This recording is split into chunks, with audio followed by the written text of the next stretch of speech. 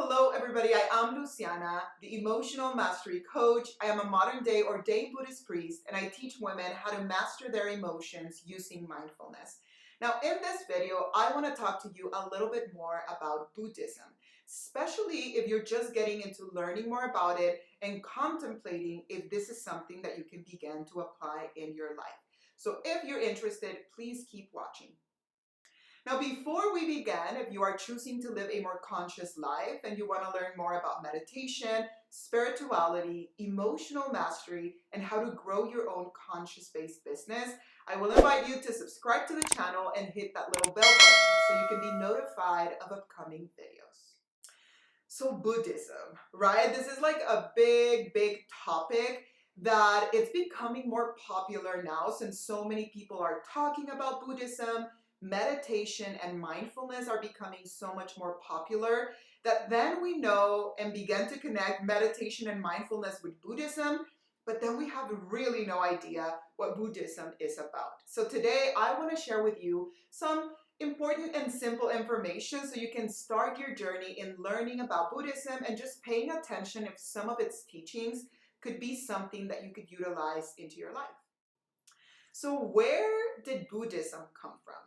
Now, Buddhism originally originated 400 BC, and this all started with Sakyamuni Buddha. This is a gentleman that experienced something that now we call the experience of enlightenment. Now, when he experienced this, his first reaction is, I want to share this with others. I want other people to know this.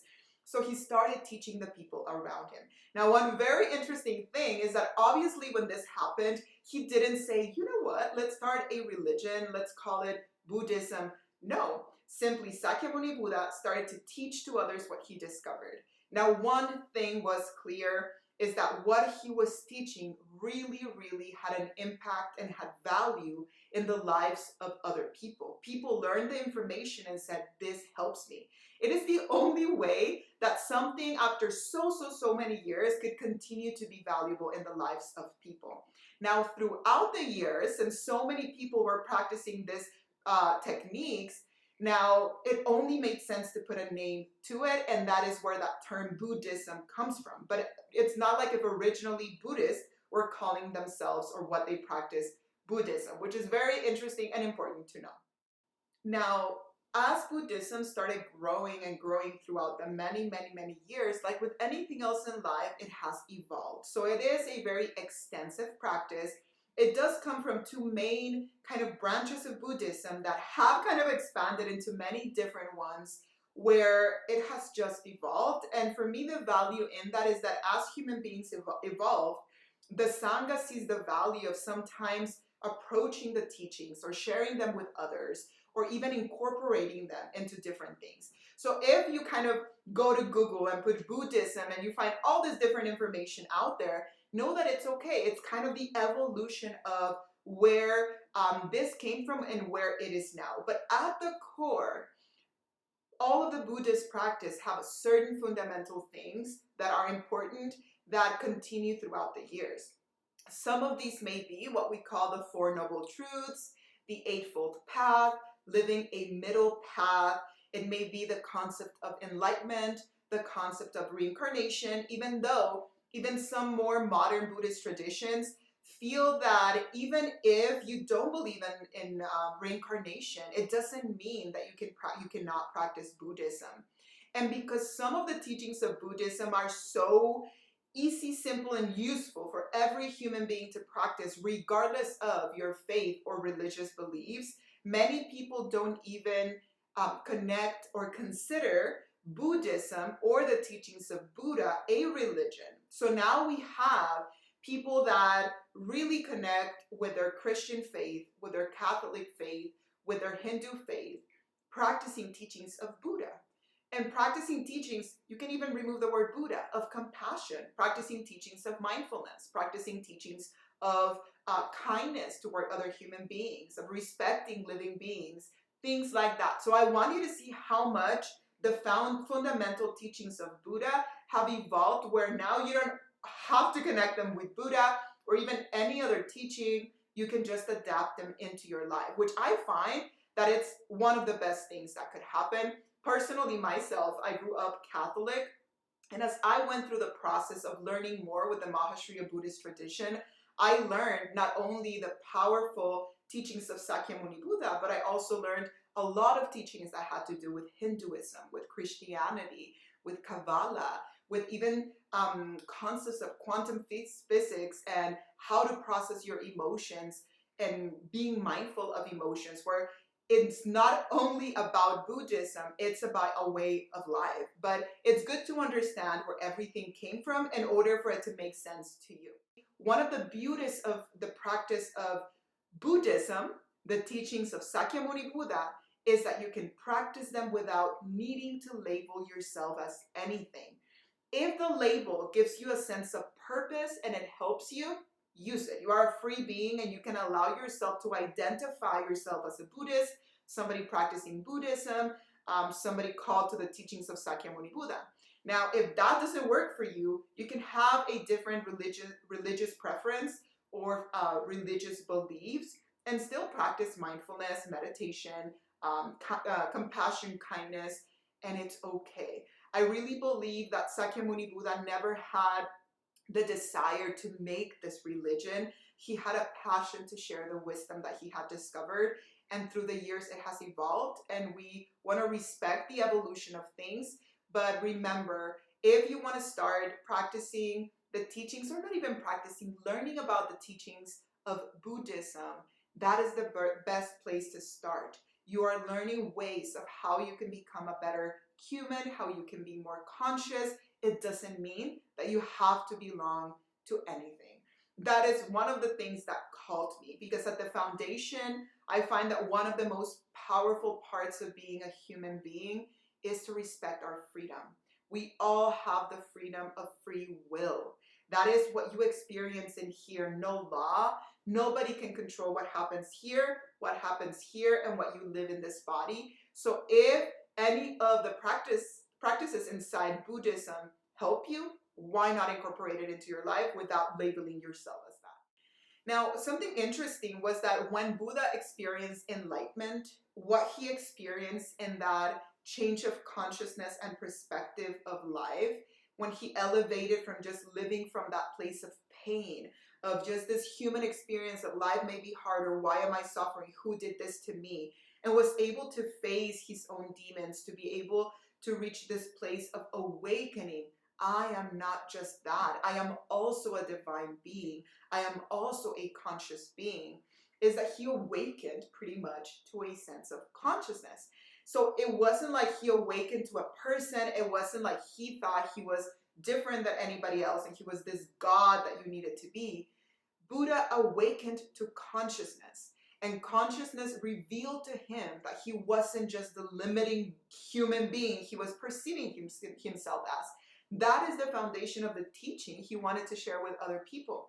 So Buddha, Sakyamuni Buddha, when he was sharing that teaching with others, he was teaching about consciousness, not about a God that was up there trying to, that was bigger than us, or how can I explain it, that was better than us, that felt separated from us. What he was teaching is there is a consciousness out there and you can tap into it as you continue to work on yourself. And when you do, there are different ways in how you can be the best human that you can be. So that is something also when it comes to Buddhism. Not many people or Buddhists believe in one specific God or even perceive Sakyamuni Buddha as a God.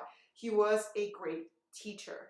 And his teachings, like I've been mentioning, have been able to continue to bring positive effects to the lives of others hundreds and hundreds and hundreds of years later. And that says a lot about what he discovered and the way that he's been teaching it to us. So I really hope that all this information is helpful and it gives you a perspective of Buddhism where you can feel open to learn more about it, or even learn about some of the beautiful and powerful teachings of Sakyamuni Buddha, knowing that it doesn't mean you're automatically going to become a Buddhist or you are following the religion of Buddhism. It just means that you may find them useful for your life. What if you learn about 5 different teachings inside Buddhism and you like one of them, and that makes sense for you to practice in your life, and it helps you be more at peace, and it helps you be a better human, and it even helps you to be more connected to yourself and your faith. Why not? So I hope it was helpful. If you have any questions at all or you would want to connect, you can find me. Well, you can leave them here, or you can find me at the Emotional Mastery Coach on social media. But for now, this is all I have for you. I really hope you have a beautiful, beautiful day.